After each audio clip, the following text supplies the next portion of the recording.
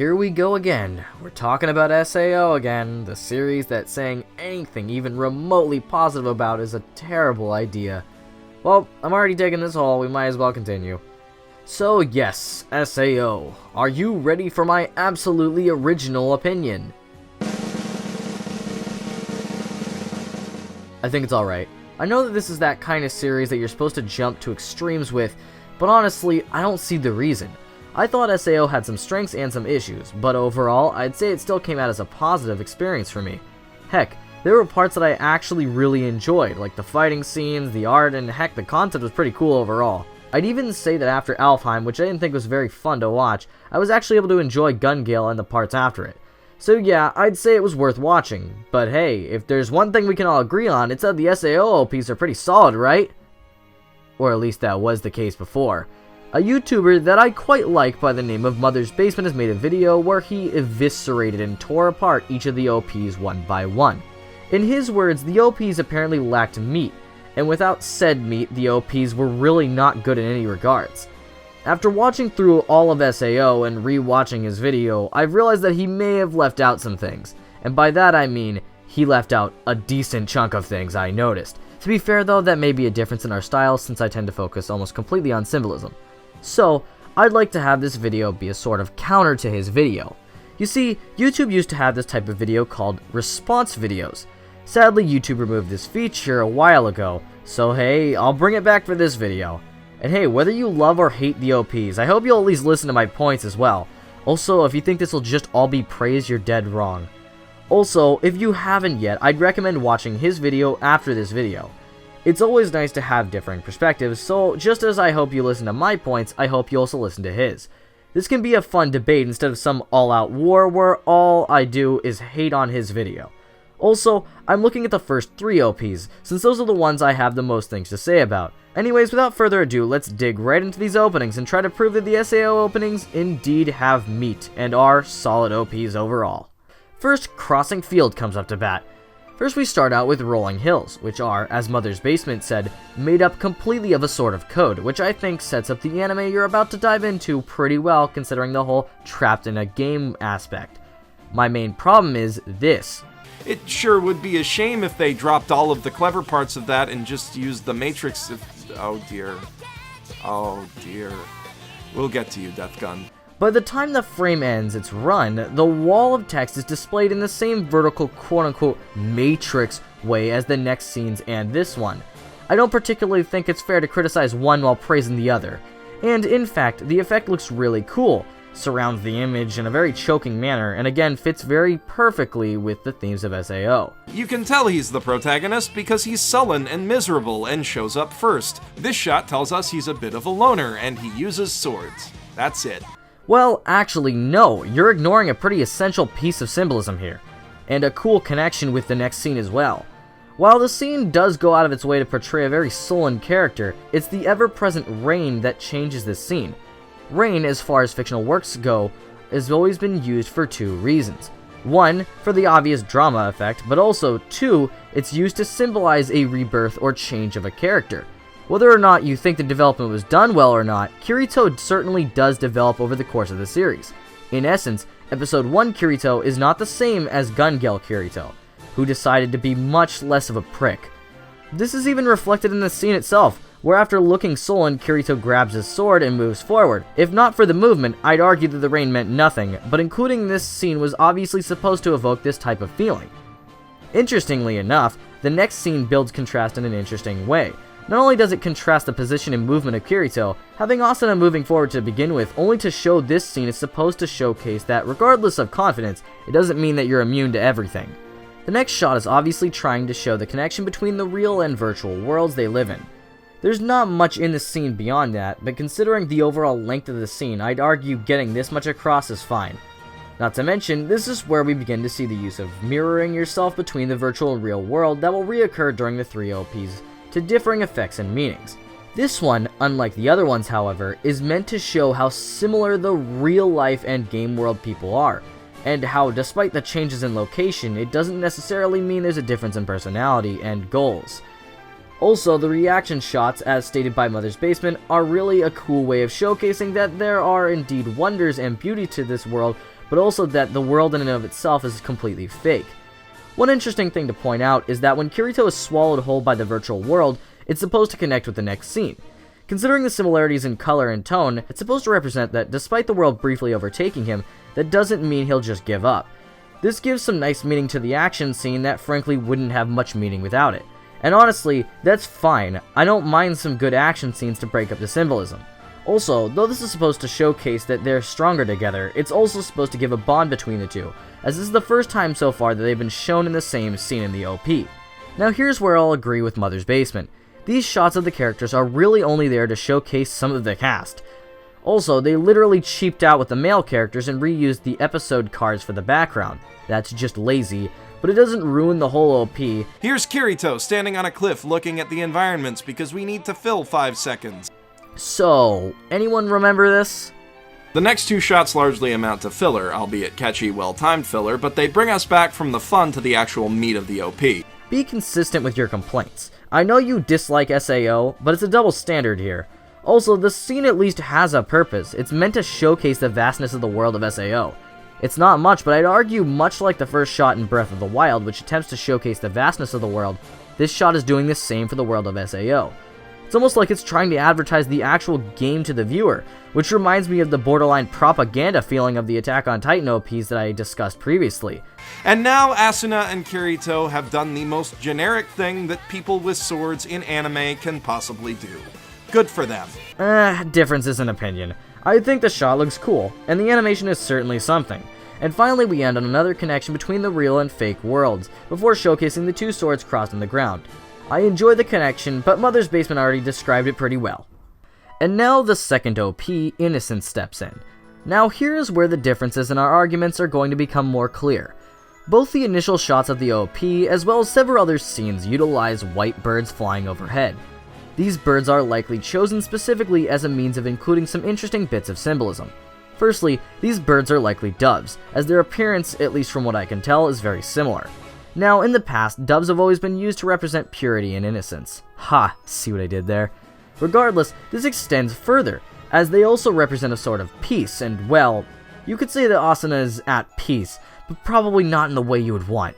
Also, interestingly as well, the symbolism behind the white birds in general is the need to reconnect with someone close to you, which has interesting parallels with the story, as the entire plot is about Kirito trying to get Asuna out of her coma and out of the hands of the arc's villain.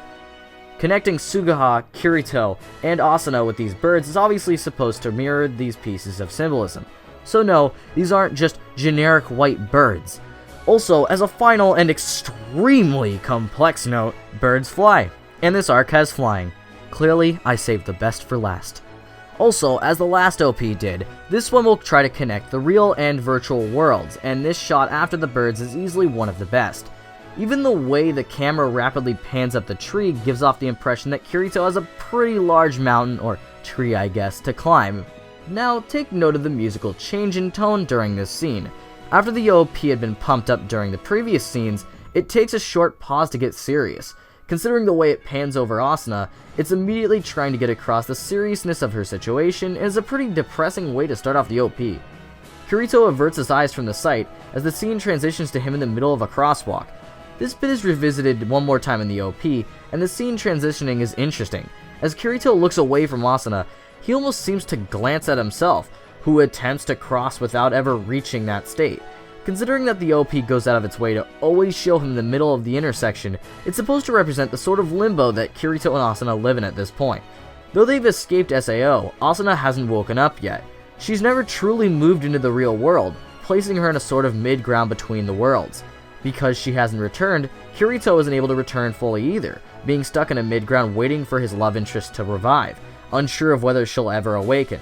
It's a really cool shot that actually connects to the next scene as well. Because Kirito isn't able to move on himself, it leaves Suguha, his sister, in a similar situation as well. It leads to this interesting connection between the three. Also, while Kirito and Asuna are portrayed in a scene together, they make sure to section Suguha off from both of them, showcasing the relative distance built due to the events of SAO. But based on the way this is cut together, the OP manages to make it seem like she has a crush on bad guy McRapesuit. This is really incompetent editing. No, I don't think this has the same issue you imply. You see, the music goes out of its way to change its general tone and structure during this scene. The jump in tone is supposed to perfectly showcase that yes, the scenes have jumped and that there's no relation between these two. At least that's the way I looked at it. Also, notice that unlike the scene in the first OP with the reflection where it tried to show the similarities between the in-game and real-life people, these reflections are the exact opposite. Considering that the showcased characters are different in real life than they are in the game, this connection at least has some purpose, and makes for a very cool contrast to the previous OP. The next scene reuses the same birds, but now they're in-game, which if you've heard me mention anything in this video, it's that these OPs are constantly trying to show the full potential connections and differences between the two worlds. Also, notice that Asuna is half submerged in a lake, furthering the whole limbo ideal showcased in the initial scenes. And with a panty shot transition. This scene pops up for like a frame, and I never noticed it, even when I was looking for it. Also, these are her pants. This is not a panty shot, and it is not a big deal. Sadly, neither is the next scene, as it's a boring, uneventful fight scene that lasts for only a tiny amount of time. Also, back to more boring character shots as well, which are purposeless. Though, at least they're animated, because a lot of anime don't do that. And props for making the villain look more threatening than he was in the actual show. Also, I'd argue that the flight scene is pretty meaningless as well, and I agree with Mother's Basement here. They should have animated what they were looking at. Though, to be fair, if you complain about the 5-second clip right here, then this would be pretty much the same thing, just pointing it out. And though I think that the next shots are a little out of place, ending on the intersection before having both Suguha and Kirito walking down it together is at least a good cap-off point for the OP. Now, normally I would stop it after these two OPs, as this is where I'd like to be like, alright, I think I've proven my point, and the other two OPs have some bigger issues, so I think Mother's Basement could have covered that already. Sadly, as far as the third OP goes, I've gotten some people asking me to mention a specific part of it, so let's speed run through this one and get the stuff I want to mention. Don't worry, it'll all connect in my final point. The first chunk showcases the characters, the use of guns, plus at least the scene with Death Gun showcases that, just like the first arc, dying in this case may have some real-life repercussions, or at least it sets it up that way. The next scene showcases several versions of Kirito before showcasing the newest one, and then moves on to Shinon, who, considering her face and general depressing look of her other forms, it shows that perhaps she's actually got some backstory worth telling. P.S. I'm glad she exists in this arc, since I got an actual character with depth being introduced well after the first arc. So, here's something I need to mention. Usually, you want to make your hints subtle. You don't want people figuring out what is going on too early. This is the wrong way to do it. Please do not do this again, because it is the most obvious way of revealing who Death Gun is. The next scene builds up some cool atmosphere and shows that the villain of this arc might actually be threatening, which I kind of like considering. All of Kirito's friends watching is an alright shot and shows that though they may not have a huge part in the story, they're still rooting for Kirito to win. Time for the action scenes, and they jump in quality from shot to shot. Kirito here is animated well, but the use of CG makes the shot confusing and makes the shot overall a bit worse. Shinon's sniping looks cool, and the next shot has some really cool looking art. If it wasn't for the low looking frame rate in this scene, I'd like it more. And this shot of Shinon is also really awesome looking, is timed amazingly well with the music, and is contrasting from the last shot because the animation looks much smoother. The OP ends with them confronting each other and is a good bookend as far as I'm concerned. So what's the verdict on the last one then? Is Ignite a bad OP? Well, the answer is, without a doubt, definitely a no. I'm sorry, but there's a fundamental issue that I have with this video and Mother's Basement's video overall. Why are we judging the quality of an OP based on its depth anyways? Good music and visuals, in fact, do not only make up the bones of an OP. If the only thing we judged OPs off of was how much depth and symbolism they could cram in, then tons of OPs would have no value at all. Symbolism and depth should never, ever be the sole thing we judge OPs with. They make an OP even better and make it a lot cooler overall, but that does not mean that if an OP is lacking in depth, it's bad. So, you know what, if you love the SAO OPs even without the depth, that's fine. If you love an OP solely because it looks and sounds cool, that's fantastic. I've proven my point, that perhaps there's more depth hiding behind the SAO OPs, but in essence, even without said depth, they can still be great OPs. So you know what, like openings you like. because even if they aren't perfect, I like the SAO OPs, and nothing is going to change that. Regardless, I hope you enjoyed my take, and heck, tell me your thoughts in the comments below. Do you like SAO? Do you hate it? Do you like its OPs, or really anything's game? And hey, while you're at it, check out my Future Diary OP analysis, or my Attack on Titan Season 2 analysis. Or heck, maybe like the video or subscribe. Also, have a good lunch, you deserve it.